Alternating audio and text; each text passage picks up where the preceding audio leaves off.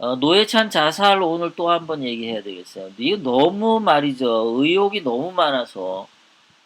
의혹이 뭐가 많냐면요. 처음에는 노회찬이가 자살한 곳이 처음에는 뭐 자기 집이라 그랬나요? 그러다가 뭐 어머니 집이라고 그랬나요? 그러다가 또 보니까 어머니는, 노회찬 어머니는 병원에 입원해 있대요. 그래서 7월 22일 날, 7월 23일 날 노회찬이가 죽었죠. 그래서 7월 22일 날 미국에서 귀국하자마자 병원에 있는 자기 어머니를 문병을 갔었대요. 그런데 갔다가 그날 저녁에 그 사망한 아파트, 거기가 그 자기 그 남동생 사는 아파트인데 거기 밤에 왔다가 초인종을 눌렀는데 초인종 눌렀는데 문을 안 열어줘서 갔다가 다시 그 다음날 아침에 와서 초인종을 또 눌렀는데 그래도 문을 안 열어줬다가 변을 당했대요. 아니 그 전날 밤에 와서 초인종을 눌렀는지 안 눌렀는지 아침에 초인종을 눌렀는지 안 눌렀는지 그거를 누가 봤나요? 거기는 CCTV도 없다면서요. 그 아파트는. 초인종을 눌렀는지 문을 두드렸는지 누가 아나요? 예? 그 남동생네가 집 안에 있었다면은 집 안에서 바깥에 누워서 누가 두들기는 사람이 있었겠죠? 그러면 나와서 자기 노회찬이 인지 아닌지를 확인을 안 하면은 지나가던 거지가 두들겼는지 아니면은 무슨 잡상인들이 두들겼는지 누가 합니까? 예? 무슨 영화 찍습니까? 노회찬이가 어젯밤에도 왔다 가고 아침에도 왔다 갔다 하는데 집안에 있는 남동생은 그런 걸 모르고 있었다. 마치 뭐 영화 보는 듯이 얘기를 합니까? 경비원이 그걸 계속 봤나요? 도대체 그 전날 밤에 동생네 집 와서 초인종 누르고 가고 또 아침에 다시 와서 초인종 누르고 내려가다가 죽은 거 그걸 누가 본 거예요? 누가 말한 겁니까? 그게 그런 거 말하는 것부터가 아주 괴상하죠. 예. 그리고 노회찬 안경도 없어요. 안경도 없어졌어요. 자, 그래서 그게 하는 거 이게 아주 그 처음부터 이상했던 거예요. 그 저는 지난주 화요일 엊그저께 화요일에 방송할 때는 여기가 어머니 집이라고 생각해서 어머니 집에 뭐 선물을 줬다는 등 제가 그랬었는데 또 어저께 보니까는 어머니 집이 아니라 남동생 집이라는 정보가 또 나온 거예요. 그러니까 이게 한 번에 정확하게 정보가 나오는 게 아니라 자꾸 틀려요. 하루 지나면 또 새로운 거 나오고 하루 지나면 또 나오고. 자, 그런데 그래서 제가 7월 23일 날 중앙일보에서 가져온 기사, 그 다음에 TV조선에서 가져온 기사 이렇게 한 거예요. 이게 기자들마다 소설을 쓰는 건지 아니면은 경찰에서 그렇게 얘기를 하는 건지 모르겠습니다. 누가 소설을 쓰는지. 자, 이 밑에 이렇게 보시면요.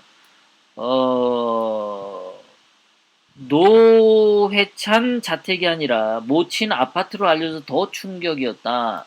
엄성섭 앵커가 노회찬의 어머니 집에서 이런 극단적인 상황들, 뭐 이런 걸 한 거니까 엄성섭이가 소설을 쓴 건가요? 어쨌든 이런 일이 있었어요. 그리고 이거는 무슨 방송에서 나왔던 건데요. 예. 뭐죠? 얘가 노회찬 정의당 의원 어머니 아파트에서 투신 사망 이랬단 말이에요. 처음에는. 그러니까 어머니 아파트에서 투신 사망 이러니까 노회찬이가 어머니 집에 갔는 줄 알았던 거 아니에요. 기사들이 이따위로 쓰니까. 어? 그런데 또 보니까 중앙일보에서는 남동생 가족이 사는 곳 이렇게 또 틀리죠. 그러니까 기자들마다 이게 다 틀린 거예요. 자꾸만 얘네들이. 이 새끼들은 그 육하 원칙에 의해서 정확하게 확인도 안 하고 막 갖다 쓰나 봐요. 기자들이 이렇게 쓴 건지 경찰이 그렇게 브리핑해서 쓴 건지는 잘 모르겠어요. 그러니까 국민들이 볼 때는 뭔가가 자꾸 속이는 것 같은 게 나와요. 이게요. 예, 어머니 아파트에서 투신 사망. 자, 그 다음에 보시면요. 노회찬이가 어머니 문병을 했다는 거죠. 그리고 투신 장소는 남동생 집이고 귀국 직후에 곧장 노모 병문안을 했고 예, 그랬다고 돼 있죠. 예, 예, 그렇게 돼 있어요. 투신 장소는 남동생 집, 노모 병문안을 했고 예, 그랬다 합니다. 근데 이것도 웃기죠. 기자가 쓰는 게 노회찬의 마지막 선택. 노회찬이가 뭘 선택해요? 선택하기는. 예? 본인이 뭐 죽을 줄 알았나요? 어머니 문병까지 간 사람이. 그리고 노회찬이는 죽을 그런 사람이 아니잖아요. 여러분들이 보시면 노회찬이 얼굴을 보세요. 이 사람이 그 돈 5천만 원 가지고 죽을 사람이 아닙니다. 아니 한 달에 그 원내대표 특활비가 6천만 원에 그 다음에 그 국회의원 월급이 한 천 몇백만 원 해가지고 한 달에 한 7,500만 원 정도가 나오는데 아니 7,500만 원 되는 사람이 그 왜 그거 죽습니까? 안희정이도 안 죽는데 이상하지 않아요? 그 삶을 포기하기까지. 이따가 노회찬 유서를 제가 분석해 드리겠습니다. 자, 노회찬 모친 집 아니었다. 병원이었다. 삼성 서울병원에 노모를 병문안했었고. 자, 근데 중간에 보시면 이틀 연속 동생 집 찾았지만 동생은 안 만나. 도대체 누구 이틀 연속 찾았는지 누가 아나요, 이거를? 예, 누가 봤죠? 이틀 연속 동생 집을 갔는지? CCTV도 없대는데 누가 이거를 알죠? 동생은 안 만남. 그 다음에 그 밑에 보면은 동생의 집 앞까지 갔다. 하지만 초인종 누르잖아요. 그것도 굉장히 시간 보세요. 9시 33분경. 예, 시간이 아주 정확하죠. 9시 33분경 다시 동생의 집 앞까지 갔다. 누가 봤나요, 이거를? 동생의 집 앞까지 간 걸 누가 봤죠? 9시 33분이라는 거 정확하게. 하지만 초인종은 누르지 않았다. 초인종을 누르지 않았으니까 집안에 있던 동생은 몰랐겠죠. 그런데 어떻게 두 번씩 왔다 간 거를 누가 봤나요, 이거를? 도대체 이거를 누가 얘기를 했을까? 이거 말한 사람을 잡아다가 이거 조사해야 되는데. 누가 봤죠? 이틀씩 거기 왔다 간 거를?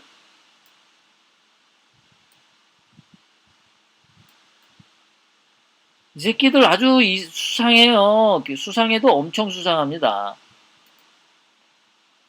자, 여러분들, 이게 뛰어내림은 이렇습니다. 이거 실제로 자살하는 여자인데요. 건물 벽에서 몇 메타 떨어지나 보세요. 예, 여자가 뛰어내립니다. 건물 벽에서 몇 메타 가는 거야? 8메타 이상 가는 것 같습니까? 여자가 자살하려고 가죠. 예, 건물 벽에서 얼마나 갑니까? 저 뛰어내리는 여자가 건물 벽에서 몇 메타 안 떨어지죠? 예. 자, 이거를 보시면은 세계 그 신기록 보유자인데요. 제자리에서 멀리 뛰기 하는 사람인데요. 제자리에서 멀리 뛰기 세계 신기록이 3m 73입니다. 그러니까 4m가 안 돼요. 그러니까 노회찬이 그때 아파트 그 창문에서 뛰어내리는 거는 저런 식으로 제자리 멀리 뛰기랑 비슷합니다. 아주요. 저런 사람도 4m 이상을 못 넘어갑니다. 그런데 노회찬은 8m 정도가 떨어졌다니까 과학적으로 있을 수가 없죠. 과학적으로 있을 수가 없어요. 자, 그 건물 보시죠, 여러분들. 자, 그 창문이 그 왼쪽 동그라미하고 오른쪽 동그라미에요. 떨어질 수 있는 가능성이 있는 데가. 그럼 거기서 떨어지면은 노란색 점선으로 되어 있는 A 지역과 B 지역으로 떨어져야 됩니다. 노회찬이 진짜 떨어졌다 하더라도. 그런데 A 지역도 아니고 B 지역도 아니고 약간 그 사선의 방향으로 떨어졌어요. 어떻게 저렇게 중간 지역으로 떨어질 수가 있나요? 순간 강풍이 불었나요, 저게? 네? 순간 강풍이 저렇게 불어줬나요?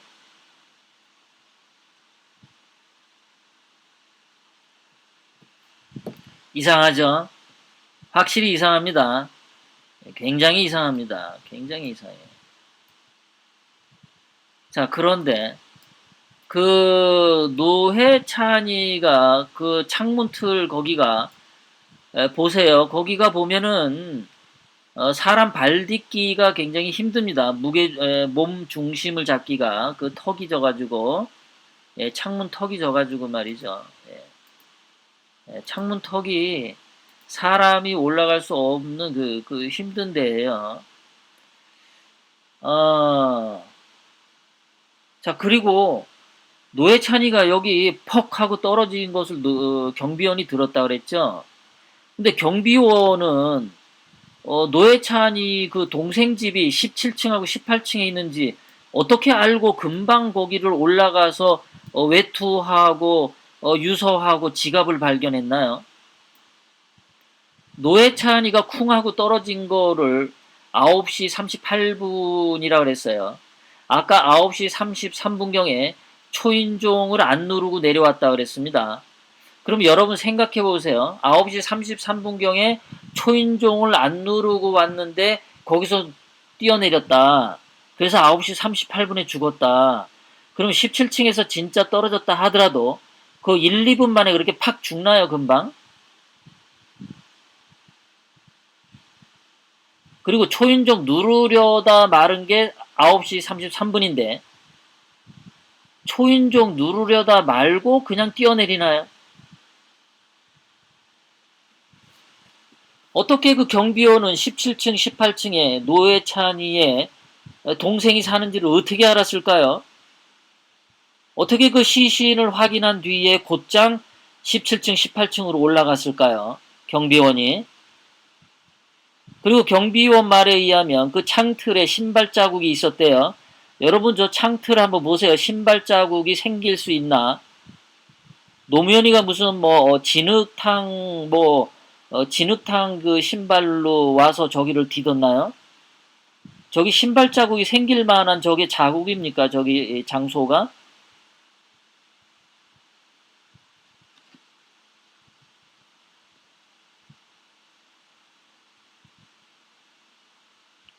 아, 굉장히 이상합니다. 이게요. 굉장히 이상합니다.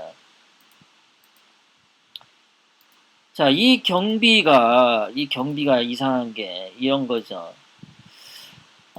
경비원이 발견했을 당시에 노의원은 이미 숨을 거둔 것으로 추정된다. 경비원은 재활용하러 가던 길에 쿵 소리가 나서 가보니, 자, 쿵 소리가 났대요. 그러면 이게 투신에서 쿵 소리인지, 무슨 건장한 장정들이 노회찬 시체를 가져다가 거기다 그냥 차에서 트럭 같은 데서 휙 던져서 쿵 소리가 났는지, 그건 모르는 거 아닙니까? 그죠?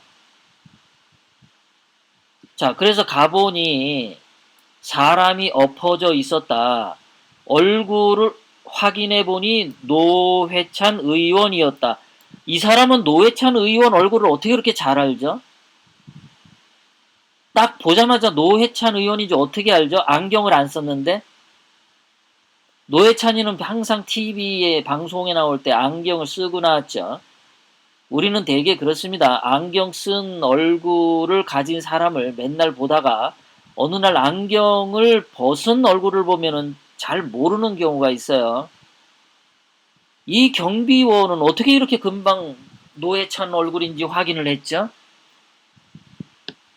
그리고 어떤 기사에 의하면 노회찬 얼굴이 망가져 있다 그랬어요. 뭉개졌었다 그랬어요. 얼굴만. 그럼 뭉개진 노회찬의 얼굴을 어떻게 노회찬인지 알 수 있을까요? 자, 노회찬 의원이라는 것을 알고 맥을 짚어 보니 뛰지 않았다. 처음엔 넘어진 줄 알았는데 올라가 보니 이게 수상하죠. 어디로 올라갑니까? 왜 올라가 보죠? 자, 시체가 쓰러져 있었어요. 그러면 경찰이 오고 뭐 할 때까지 현장을 지켜야 되는 거 아닌가요? 왜 올라가 보죠? 17층에서 18층 사이인지 어떻게 알고 올라가죠? 이 경비가. 그리고 층계 사이 창문에 신발 자국이 나 있었다. 자, 여러분에게 제가 아까 보여드렸듯이 여기 신발 자국이 창문에 저기 날 것 같아요, 여러분들. 그리고 저게 서로 신발 자국이 있어도 그게 노회찬 신발 자국인지 이 사람은 어떻게 알았죠? 자, 얼굴을 확인해보고 맥을 짚어봤다 그랬어요. 노회찬이가 신발을 뭐 신었는지 이 사람은 아직 거기까지는 안 봤어요. 그리고 노회찬의 신발 바닥이 어떤 문양인지도 안 봤습니다. 그랬는데 노회찬이의 신발이 어떤 건지도 모르고 신발 발바닥의 모양이 어떤 무늬인지도 모르는데 저 창문 틀에 있는 발자국이 노회찬 발자국인지를 어떻게 알았을까요? 경비가요. 예? 이 경비는 평상시에 노회찬의 발자국 무늬를 알고 있었다는 얘기인가요? 왜 알고 있죠? 경비원이. 그리고 이 경비원은 이 아파트에 근무하기 시작한 지 한 두세 달밖에 안 됐다 그랬어요.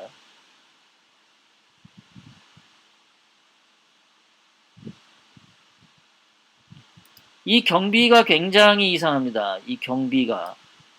저는 이 경비가 혹시 무슨 정의당 당원이나 또는 무슨 민중당 당원이나 아니면 민주당 당원이나 아니면 고향이 전라도인가 그런 거 좀 신원 확인 좀 했으면 좋겠어요. 이 사람이 말하는 거 보면 하나도 전부 다 이상해요. 얼굴을 확인해 보니 노회찬이었고 맥을 짚어보니 뛰지 않았다. 올라가 보니 17층에서 18층에 올라가 보니 층계 사이에 창문에 신발 자국이 나 있었다. 외투를 벗어 놓았더라. 외투를 벗어 놓은 게 노회찬이 건지 아니면 다른 사람 건지 그걸 어떻게 이 사람은 알았을까요? 예? 그리고 왜 노회찬이가 투신했다라고 단정을 짓죠? 올라갔다 하더라도 아까 떨어지는 위치가 그게 투신하는 위치가 아니죠. 투신하는 위치가 아니에요. 이게 서로 거기 창문에서 뛰어내렸다 하더라도 그 노란색 점선 A하고 B 지역으로 투신 지역이 돼야지 서로 8m를 날아갔다 하더라도 A 지역과 B 지역으로 떨어져야 됩니다.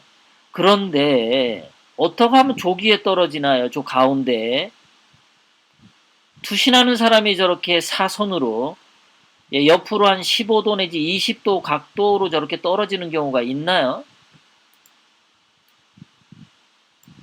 뭔가가 수상합니다. 아주 수상해요, 이거는요.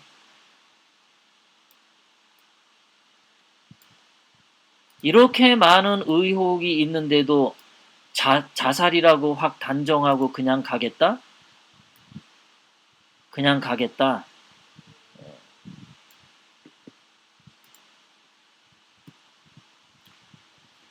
자, 또 여기서는 말이죠. 23일 오전 9시 35분쯤이라고 돼 있어요. 예, 안경을 쓰고 있지 않았다. 검은색 정장 바지에 운동화 차림이었다. 그리고 맥박이 뛰는지 확인해 보라고 해서 1, 2분 만에 맥을 짚었는데 맥이 잡히지 않았다. 비명 소리는 없었다. 떨어지는 사람이 비명소리가 없었다. 자, 노회찬이 평상시 신는 신발을 보겠습니다. 노회찬이 그 미국에 가서 신었던 신발이에요. 미국에 가서 신었던 신발. 자, 여기서는 검정색 구두죠. 노회찬 제일 왼쪽에 노회찬이가 미국에 갔을 때는 검정색 구두를 신었는데요. 구두인가요? 운동화인가요? 이게 검정색 이거죠. 이거를 신었어요. 네. 그리고 이때는 미국에 갔을 때는 노란색 넥타이에 와이셔츠도 검정색 같아요. 그리고 노회찬이가 이상한 게 저렇게 점프를 하는데 양복 단추를 묶고서 저렇게 해요. 홍영표도 단추를 풀었어요. 김성태도 단추를 풀었고 가운데 여자 박경민은 단추를 묶었고 전라도 나주 출신의 장병환도 묶었네요. 이 사람들은 무슨 점핑하면서 저렇게 다 어쨌든 노회찬이가 신발이 구두 같아 보여요. 이게요. 이렇게 그렇게 보입니다. 자, 그런데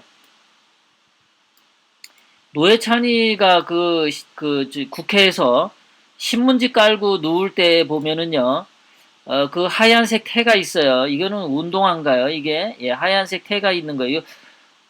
구두는 아닌 것 같죠? 이게 뭡니까 이런 게? 이런 게 있었어요. 자, 다른 사진을 보시면요.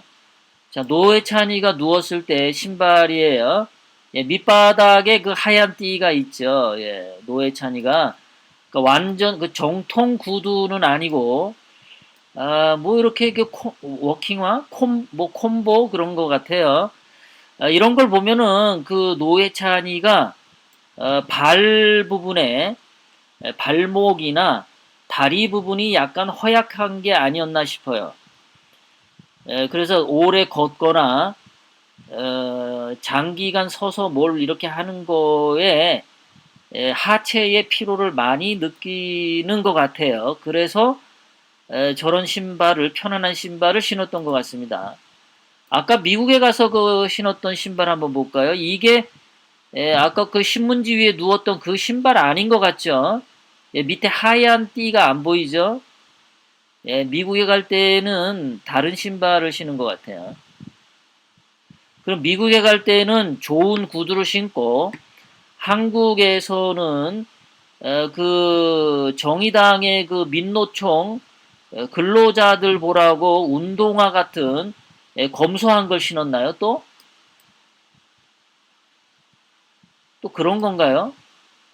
이 미국에서 저 신었던 신발을 확실히 알 수 있다면 그 민노총 노동자들 만날 때는 운동화 같은 걸 저런 걸 신고 미국 같은 데 갈 때는 좀 좋은 정장 구두를 신었다라고 볼 수가 있겠네요. 자, 그 다음에 노회찬의 의원의 시슴을 부검 않기로 했다. 그 다음에 자필 유서가 맞다. 공개를 안 하면서 자필 유서인지 어떻게 알죠? 네. 왜 신문에 그 자필 유서 공개를 안 하나요? 지금 언론에 공개한 거는 컴퓨터로 타이핑한 것이 공개되어 있지만 자필 유서 그 원본은 공개가 안 하고 있어요. 왜 안 합니까? 예? 옛날에 노무현이도 자필 유서를 안 썼죠. 컴퓨터에 있는 거대로 했어요. 그러니까 노무현 죽음과 노회찬 죽음을 보면은 자필 유서가 없다는 거예요. 컴퓨터 그것만 공개가 되고 있어요. 왜 노회찬이 거는 자필 유서 공개를 안 하나요? 굉장히 이상해합니다. 이 사람이 그 경비원입니다. 이 사람은 어떻게 노회찬인 줄 알았죠? 딱 안경도 안 썼는데 엎어져 있는 거 보니까 노회찬이었다. 그리고 17층에서 18층 사이로 올라가서 아, 노회찬 옷이 여기 있구나. 창문 틀에 있는 뭔가 자국을 보고, 아, 이게 노회찬 신발 자국이구나. 그걸 어떻게 이 경비 아저씨는 한 번에 보면은 빡빡빡빡 그걸 다 알죠? 에? 이 아저씨 뭐예요, 정체가. 이 경비 아저씨.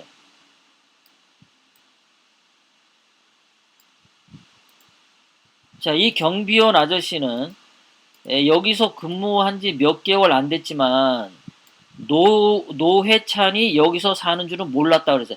이거 보세요, 여러분. 경비원 말이 틀리죠? 노회찬이 여기서 사는 줄은 몰랐다라고 했는데, 어떻게 해서 17층, 18층으로 올라가죠? 예? 비명소리도 몰랐고, 누군가 길 가다 넘어지는 줄 알았다라고 그랬었어요, 아까는. 그런데 어떻게 17층, 18층으로 올라가나요? 노회찬인지도 몰랐는데, 여기서 사는 줄도 몰랐는데, 어떻게 17층, 18층에 노회찬 남동생이 사는 줄 알고 거기를 올라갈까요?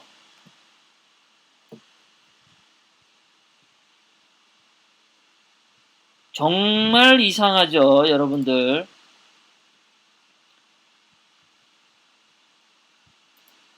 자, 여기는 또 다른 사람이 얘기한 건데요. 뭐라고 돼 있냐면, 자, 노회찬의 얼굴이 망가져 있었다고 했다. 그래서 노회찬의.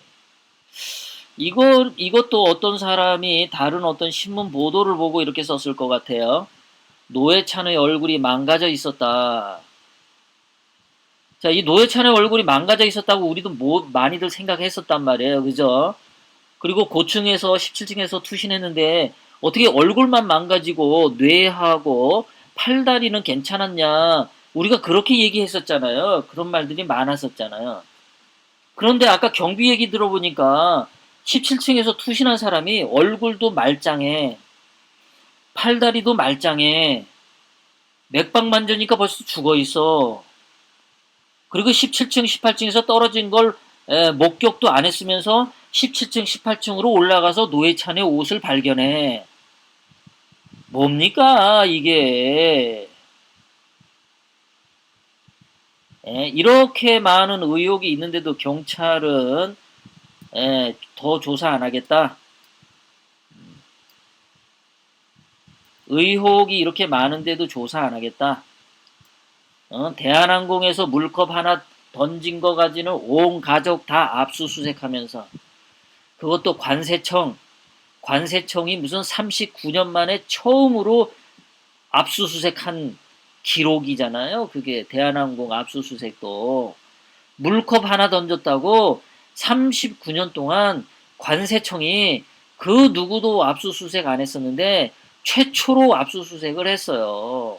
그런데 그 관세청장 김양문인가 그 사람이 그 이름이 제가 정확하게 잘 모르겠는데 그 관세청장 그 임명된 사람이 노무현하고 거기 그 무슨 고등학교 동문이에요, 동문. 그것도 그런 우연의 일치가 있습니까? 노회 아니 그 저기 문재인과 고등학교 동문인 관세청장을 임명했는데 그 관세청장이 대한항공에서 물컵이 던져지니까 39년의 역사를 깨고 관세청에서 최초로 39년 만에 최초로 압수수색을 나갔어요. 공정거래위원회도 압수수색을 나갔고 검찰도 압수수색하고 경찰도 압수수색하고 5대 권력기관이 다 총출동해서 물컵 의혹 가지고 압수수색을 했습니다.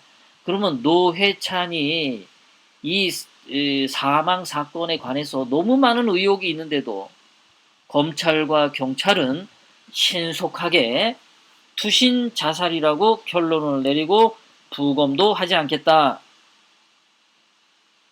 했습니다.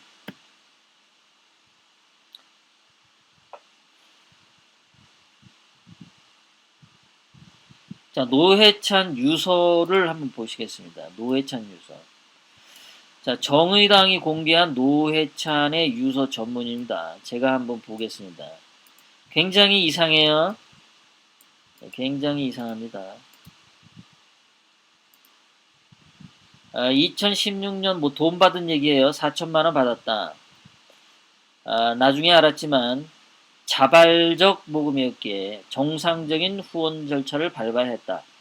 아니 정상적인 후원 절차를 밟으면 됐죠. 그러나 그러지 않았다. 누굴 원망하랴. 아니 이 사람은 죽기 전에 무슨 굉장히 뭐라 그러나요? 도를 통했나요? 누굴 원망하랴. 세상을 달관한 듯하죠. 어리석은 형용사를 많이 씁니다, 여러분. 노회찬의 유서에는요, 형용사가 굉장히 많습니다. 정상적인 후원 절차, 어리석은 선택, 부끄러운 판단, 큰 누를 끼쳤다.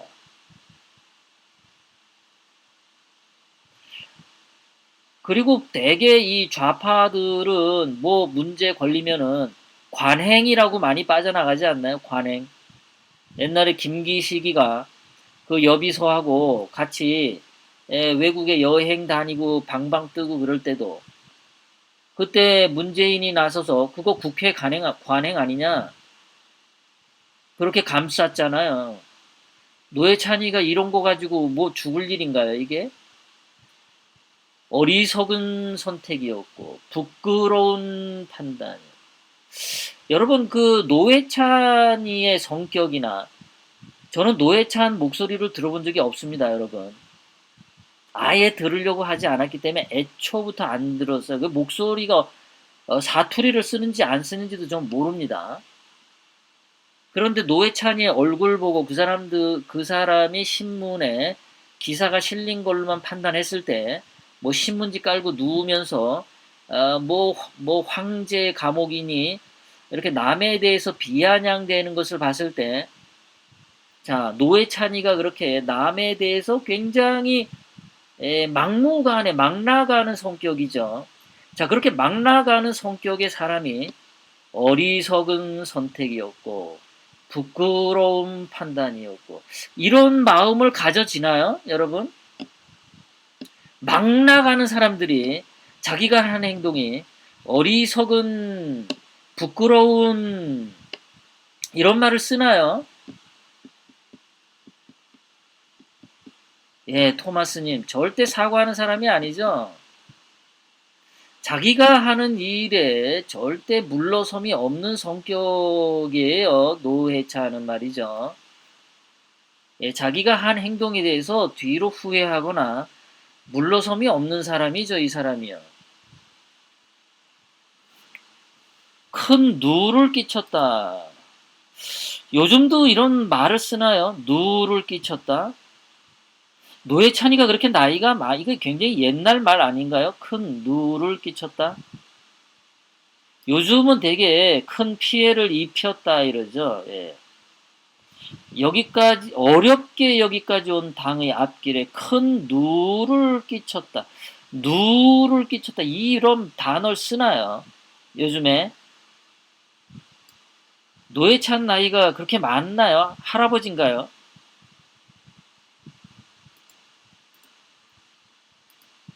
그 다음에 또, 이정미 대표와 사랑하는 사랑하는,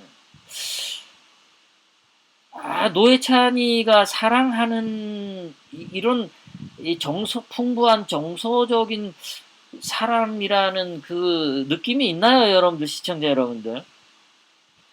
그 다음에 그 당원들 앞에 얼굴을 들 수 없다. 얼굴을 들 수 없다. 노회찬이 성격을 생각해 보면은 이런 거 가지고 얼굴을 들 수 없습니까? 그 다음에 정의당과 나를 아껴주신, 이런 것도 굉장히 형용사를 많이 남발하죠. 죄송할 따름이다. 뭐가 죄송한가요? 예? 아니 경공모 가가지고 한 번 강연에 2천만 원을 받았어요. 여러분 생각해 보세요. 강연 한 번에 2천만 원을 받으면 그게 적은 돈입니까? 그런 거는 굉장히 대범해야 받을 수 있는 거 아닙니까? 그러니까 2천만 원이라는 돈을 꿀꺽꿀꺽 받는 사람의 성격이거든요, 이 사람이요. 엄청나게 대범한 사람입니다. 잘못이 크고 책임이 무겁다. 무슨 잘못이 큰가요? 예, 이 노회찬 정도면은 그 정치하는 사람들이 자기보다 잘못을 얼마나 많이 저지르고 다니는 거 다 눈으로 봤을 텐데, 예, 몇 억, 몇십억, 몇백억씩 해먹는 거 다 봤을 텐데, 고작 5천만 원 가지고 잘못이 크고 책임이 무겁다 이런 겁니까? 사랑하는 당원들에게 마지막으로 당부한다. 국민 여러분 죄송합니다. 허물은 제 탓이니 저를 벌하여 주시고 정의당은 아껴 주시길. 이런 저는요 노회찬이가 평상시 쓴 글들하고 글들에 이렇게 정서적으로 풍부한 이런 글들이 있었는지를 대조를 해봐야 됩니다. 이게요.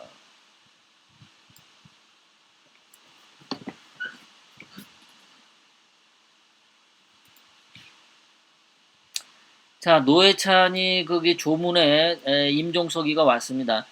노무현 그 유서도 비교를 하려고 했는데요. 준비는 돼 있는데 노무현하고 차이는 그겁니다. 노무현은 형용사가 없어요. 노무현 그 유서에는 형용사가 없습니다. 그런데 그 조금 전에 그 노회찬과 공통점은 첫 번째 줄에 신세를 졌다라고 노무현은 썼는데 아까 그 노회찬은 큰 누를 끼쳤다 이렇게 되어 있고요. 그리고 형용사가 없어요. 노무현은요. 노회찬은 형용사가 굉장히 많은데 노무현은 형용사가 없습니다.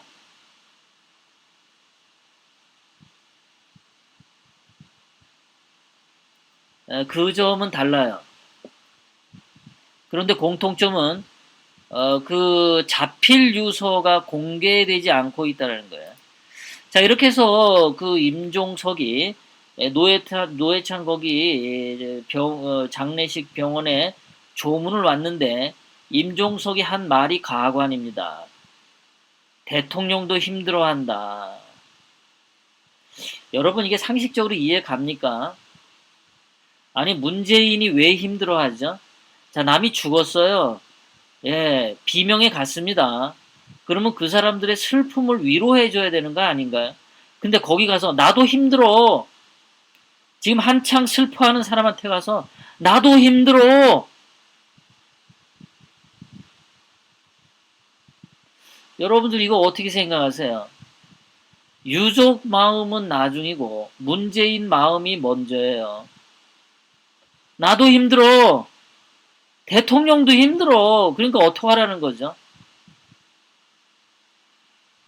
이거 어떡하라는 겁니까? 적당히 그만하라는 건가요? 이상하죠? 남의 조문 가서 저렇게 얘기하나요? 아, 정말 이상합니다. 저 말이. 왜 힘들어 할까요? 노무현, 저기 문재인은. 드루킹 때문에 힘들다는 건가요? 뭔가요?